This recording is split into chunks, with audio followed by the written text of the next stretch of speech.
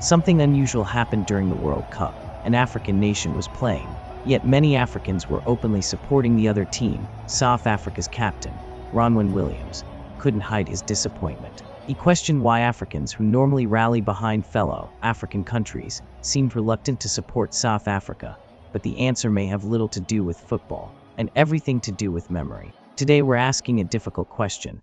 Why did many Africans support Mexico over South Africa? Where are you from? We're Nigerians, but we live in England. Nigerian? Yeah. All up in Mexico? Today we're Mexico. Mexicans today, man. Yes. Let's go Nigeria! For decades, African football fans have followed an unwritten rule. When your country is eliminated, support the African team that remains. We've seen Nigerians support Ghana, Ghanaians support Senegal, Cameroonians support Morocco. The idea is simple. If one African team succeeds, Africa succeeds. But when South Africa played, something different happened. Social media was flooded with Africans cheering for Mexico. Why? To understand the reaction, we need to go back.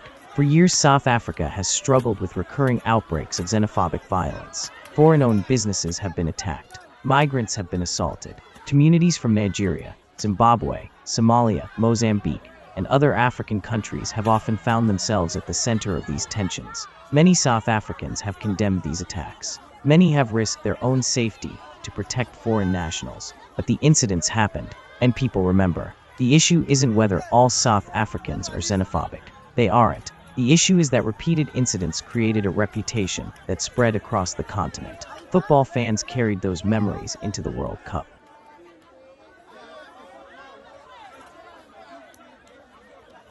My name is Emilia Godwin. I am still saying it. Now in my country, I have my mouth to speak. They are wicked. They are wicked and wicked. They don't like us. If you enter a taxi, they make jest of you. They pull you. They beat you. We are just like a snake there. We are just like a snake there. We don't have mouth to talk. We don't even have mouth to talk. We talk too much. They will start hitting, speaking their language. I will never go to South Africa anymore. Even if my child is born there, she will never go to South Africa anymore. This great opportunity I've been waiting for since 2014, I came to South Africa. I started seeing this sign 3 years, but I didn't see this opportunity to come back. They are wicked. The woman there is useless. Even though they saw that you are married, don't care. They want to have a child with Nigerian man so that they can take their property and kill them. The way they kill my husband. So I cannot go back to South Africa. Have you experienced any attacks in South Africa? Currently, no, but there have been a threat. Yeah. What happened to you? The threat is like maybe walking on the street, you can see a fellow black man telling you, when are you going back to your country? That's unfair.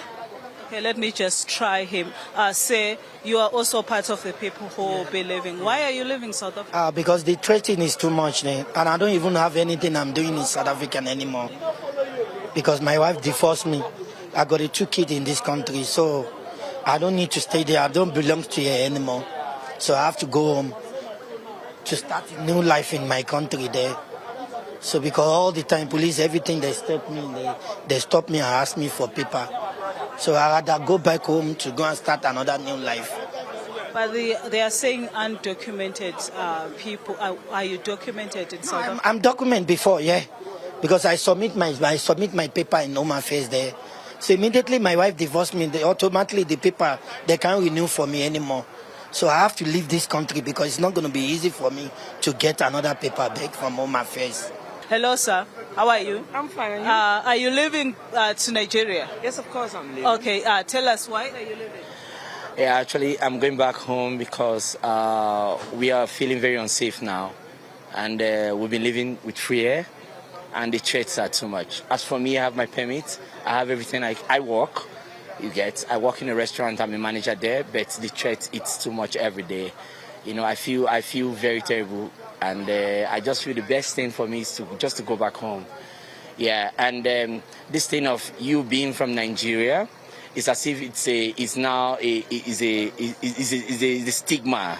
Even at work, we are being victimized because we are from Nigeria, because a few majority are into some funny stuff, let me say crime, but definitely not everybody. And as you see the crowd here, large majority of the people here have their permits. But we are feeling very unsafe now. As for me, I'm married to a South African, a Zulu woman. I got 3 kids. But we had to make up our minds like, okay, baby, I'm going home. Don't worry. After this whole saga, if need be, maybe I'll come back. If not, we'll look for somewhere else to go. Let's hear the experience of one of the returnees here today. This is Mr. Felix. Mr. Felix was in South Africa. He is now back here in Nigeria. Mr. Felix, thank you for talking to us. This is News Central Television. You are back home. How do you feel, Mr. Felix? I feel so glad because the experience we had in South Africa was terrible. These people are so inhuman. Broke our shops, looted everything, even stabbed some of our people. And the violent one, the most violent one, is going to be the end of this month, which the Federal Republic of Nigeria, led by Tinubu, intervened. They really assisted. And the ambassador of Nigeria in South Africa did a marvelous work by ensuring that what the president told her, she did it. So this is the first batch that has returned. There are 4 more batches to make it 5. So other returnees will be expected by weekend. And we thank God for the intervention of the government because we are glad to be back home. There's no place like home. Mr. Felix, talk to us here now. There were indeed allegations and talk in South Africa that most of the foreign nationals in the country were undocumented. They have no papers. Were you documented, sir? Actually, it's a fact. If you apply for asylum, like myself, I applied on 3 occasions. I did not succeed. Other people applied even more than this. They did not succeed. So South Africa was denying us the right papers to work with them because we knew then that they were indirectly chasing us. Because when they looked for one way or the other, they are lazy people. They don't like working. We were working because we were making our money. They became jealous. Started bringing a lot of allegations against us, which were false. So, but fortunately, the government of Nigeria has intervened, and willingly, those of us that really accepted, we have returned. How long were you in South Africa? Well, I stayed in South Africa for 10 years. And most part of my life, because I'm now 46. So like 10 years out of the 46 I spent in South Africa. I made some investments which they destroyed. Although the government has now decided to integrate us and has promised a lot of things that will be done for us so that we will feel at home, and we are glad about that. All right, now you're back in Nigeria. Mr. Felix, what are your plans? My plans actually, as I have come, I want to establish myself, and I have no plans of going back to that place. Even if I'm given money and promised that this will not happen again, I will not go back. What I would like to say is that I'm so happy and very glad to what happened today, in which manner that the whole world will now witness what South Africa is all about toward refugees. Because as a refugee in South Africa, you don't have any rights, you don't have anything. They treat you like fishes, they treat you like second-class citizens, they treat you like nothing. Because you could hear from the judgment that the judge gave, he's still denying that there is no xenophobic attacks in South Africa. But we have a lot of people that are there, their husband has been killed, is still enforcing and trying to encourage the same blatant liars of the city of Cape Town to say that people must go to them and try to tell them of the fears or whatever that is happening in the areas where they used to live. So what I'm trying to say is that it's a big test to South African government and to the world. Remember last time in Parliament, it was during SONA. People fought there, they wanted to chase away F.W. de Klerk and citing that he's also he has committed crime against humanity. But what is xenophobic killings, which we call xenophobic massacre of refugees? Isn't a crime against humanity, but he's still denying it. That's a judge of the High Court. He's saying there is no such kind of thing that shows that people are in danger. Or xenophobia, he did not agree with that. You understand what I'm saying? But Mr. Balus, yeah. Judge Tulari did make it very clear that yes, while you are protected by the South African Constitution, you need to abide by the rules and regulations of the country, and therefore you must uphold the municipal municipal bylaws. Yes, talking about that, that means he doesn't care about people being killed. If I ask him, can you show me any South African that has been burning refugees alive, looting their stuff, who has been convicted in any court of law in South Africa? That's the question to ask. But poor refugees, vulnerable refugees, is taking advantage of them because he's a judge, he's a South African. That's nonsense when he's talking to abide with the law and whatever. That's nonsense. What about his life when he's killed? He doesn't care because he's not his brother. They don't come from the same mother or same father. You understand? So to me, it's nonsense that he was talking. I'm sorry to say that. Upholding the law. Who is going to uphold the law? The person who's been killed? You say the judge is talking nonsense? It is nonsense, of course. Because how can a dead person will uphold the law? You are talking to people that are still alive. You cannot talk to people that are being killed, which is still denying the fact of people being killed in South Africa.